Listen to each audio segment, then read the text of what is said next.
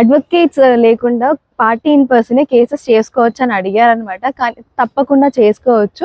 కానీ మీరు మాత్రం అసలుకి గెలవడానికి ఒక 0.1% ఛాన్స్ కూడా ఉండదు. ఎందుకు అనేది నేను చెప్తాననమాట. ఎందుకు అంటే ఏదైనా కూడా సరే కోర్టులో ఒక పిటిషన్ ఫైల్ చేయాలి, ఒక మెమో ఫైల్ చేయాలి, రిప్రజెంటేషన్ ఇవ్వాలి.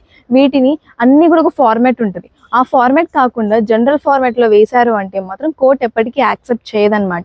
అండ్ మెయిన్గా మన కేసు గెలవాలంటే మనకు కావాల్సింది క్రాస్ ఎగ్జామినేషన్ బాగా రావాలి. ఒక party in person cross examination point of view ఎలా ఉంటుంది అంటే తన కేసు మాత్రమే తనకు మైండ్లో ఉంటుంది. ఆ టైంలో అగ్రెసివ్ స్టేజ్కి వెళ్ళొచ్చు, ఇంకొకటి అవ్వచ్చు.